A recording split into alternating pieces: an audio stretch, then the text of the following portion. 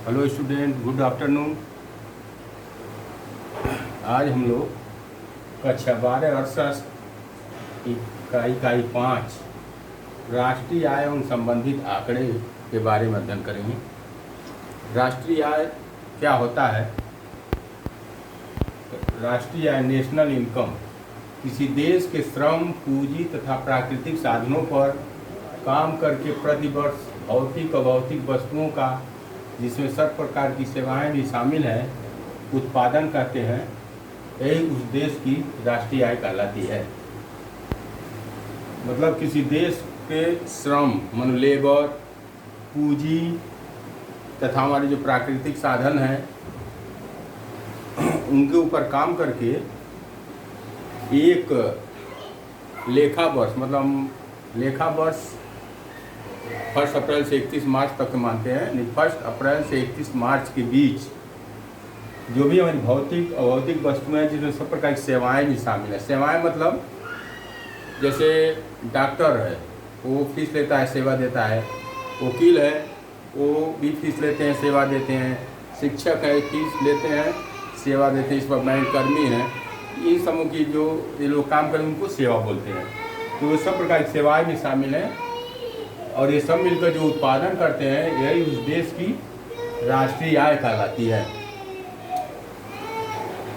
राष्ट्रीय आय की अवधारणा, कॉन्सेप्ट ऑफ नेशनल इनकम। पहला है बाजार कीमत पर सकल राष्ट्रीय उत्पाद। बाजार कीमत पर सकल राष्ट्रीय उत्पाद, gross national product at market price. तो इसको हम कहते हैं GNP, gross national product at market price. तो जो ग्रॉस नेशनल प्रोडक्ट होता है, जो मार्केट प्राइस होता है, वो बराबर होता है GDP एट मार्केट प्राइस और विदेशों से प्राप्त शुद्ध साधन आय। GDP जो हमारी होती है, जो हमारे पूरे जैसे हमारे जो घरेलू हमारे कंट्री के अंदर, हमारे देश के अंदर कि जो जिन लोगों की इनकम होती है देश के अंदर, मतलब जो हमारी जो समुद्री सीमा है उसमें जो हमारे मछुआरे हैं, जो मछली मारते हैं, वो सब भी आ जाएंगे उनका। और जो लोग जो विदेश रहते हैं, जैसे हमारे देश के भी नागरिक जो विदेश रहते हैं, विदेश से भी कमा कर पैसा हमारे देश में भेजते हैं, तो उनको जो जोड़ दिया जाए, GDP और विदेशों से प्राप्त आय को जोड़ दिया जाए, तो वो होगा GNP, ग्रॉस नेशनल प्रोडक्ट, यानी सकल राष्ट्रीय उत्पाद। यानी सकल राष्ट्रीय उत्पाद वो बराबर हो जाएगा GDP में विदेशों से प्राप्त धन को जोड़ दिया जाए। और दूसरा है बाजार कीमत पर सकल घरेलू उत्पाद।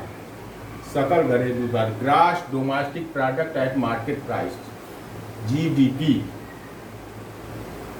तो GDP जो हमारी होती है, एक वर्ष में देश की सीमा में कुल उत्पादित अंतिम वस्तुओं और सेवाओं का मूल्य, मतलब एक वर्ष में जो देश में कुल उत्पादित अंतिम वस्तुओं और सेवाओं का जो मूल्य होता है, अंतिम मूल्य जो होता है, वो हमारा GDP होता है।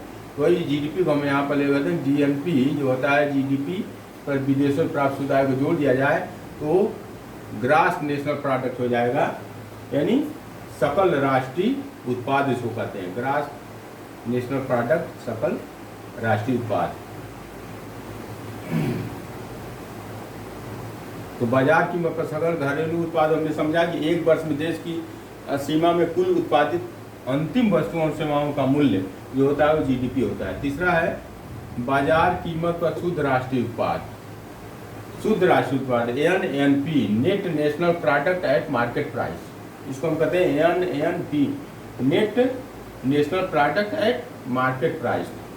तो जो हमारा नेट नेशनल प्रोडक्ट होगा, शुद्ध राष्ट्रीय उत्पाद होगा, वो क्या होगा? GNP में जो GNP हम यहाँ निकालते हैं, GNP में से मूल्य ह्रास को घटा दिया जाए। जो GNP है, ग्रॉस नेशनल प्रोडक्ट है, सकल राष्ट्रीय उत्पाद है, उसमें से मूल्य ह्रास या हिसाब, जैसे मान लो जो हमारी यहाँ जो फैक्ट्रियाँ हैं, जो मशीनें लग जाती हैं, मनाज मशीनें की, दूसरा बार उसमें कुछ घिसा होगा, कुछ ह्रास होगा, उसको यदि घटा दिया जाए जीडीपी में से, तो वो हमारा एनएनपी होगा, मूल्यह्रास होगा। जैसे मान लीजिए पंखा है, पंखा हमने 2 साल पहले इसको हमने मान 1600 में खरीदा, आज इसकी कीमत को कम हो जाएगी, 1000 हो गई, तो उसमें 600 का क्या हुआ, मूल्यह्रास हुआ। तो वही होगा, जो जीडीपी में से मूल्यह्रास को घटा दिया जाए तो हमारा एनएनपी होगा, शुद्ध राष्ट्रीय उत्पाद, नेट नेशनल प्रोडक्ट। चौथा है बाजार कीमत पर शुद्ध घरेलू उत्पाद। ये शुद्ध राष्ट्रीय उत्पाद हो गया। अब बाजार कीमत पर शुद्ध घरेलू उत्पाद, NDP, net domestic product at market price. इसको कहेंगे NDP, net domestic product at market price. तो जो हमारा एनएनपी होगा उसको भी हमने जीएनपी में से मूल्यह्रास को घटा दिया। अब हमारा एनडीपी जो होगा वो जीडीपी में से मूल्यह्रास को घटा दिया जाएगा। एनडीपी, शुद्ध घरेलू उत्पाद, नेट डोमेस्टिक प्रोडक्ट होगा जो मार्केट प्राइस, उसको हम ग्रास डोमेस्टिक प्रोडक्ट में से मूल्यह्रास को घटा देंगे तो एनडीपी निकला। तो हमने देखा जो एनपी है शुद्ध राष्ट्रीय उत्पाद है, वो जीएनपी में से मूल्यह्रास को घटा दिया जा रहा है, और जो एनडीपी है शुद्ध राष्ट्रीय उत्पाद जो है, शुद्ध घरेलू उत्पाद जो है, net domestic product at market price, MP जो मार्केट प्राइस है, इसको जीडीपी में से मूल्यह्रास को घटा देंगे तो एनडीपी निकल जाएगा। तो पांचवा है साधन लागत पर सकल घरेलू उत्पाद। साधन लागत यानी हेक्टर प्राइस जो होता है, हेक्टर प्राइस मतलब होगा, जैसे मान लीजिए हमारा मार्कर है, तो मार्कर को बनाने में हमको क्या हो, ज़मीन की ज़रूरत पड़ेगी, उसमें फैक्ट्री बैठाएंगे, फिर उससे कच्चा माल लाएंगे, फिर उसमें प्लास्टिक लगेगा और कई चीज़ें मिलकर तब ये हमारा मार्कर तैयार होगा। तो इसको मार्कर को बनाने में जितनी भी चीज़ों की आवश्यकता है वो क्या है, वो फैक्टर प्राइस है। तो साधन लागत सकल घरेलू उत्पाद, grass domestic product at factor price, इसको कहेंगे जीडीपी एट फैक्टर प्राइस। जो जीडीपी एट फैक्टर प्राइस होगा वो एनडीपी मतलब शुद्ध घरेलू उत्पाद प्लस मूल्यह्रास। इसमें मूल्यह्रास को हम जोड़ देंगे, मूल्यह्रास को जोड़ देंगे तो हमारा सकल घरेलू उत्पाद निकल जाएगा।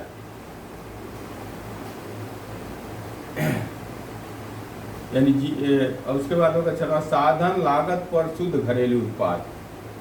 साधन लागत पर शुद्ध घरेलू उत्पाद, net domestic product at factor cost price. तो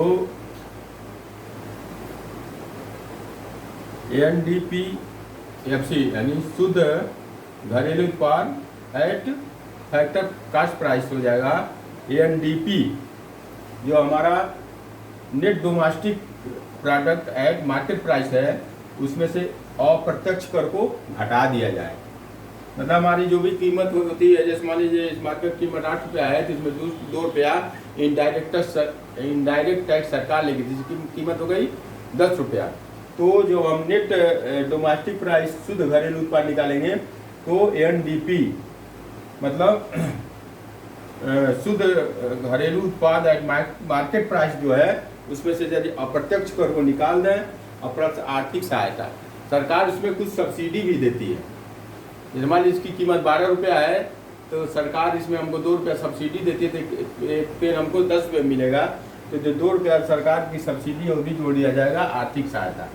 यानी NDPFC equal to NDP at market price minus अप्रत्यक्ष कर प्लस आर्थिक सहायता।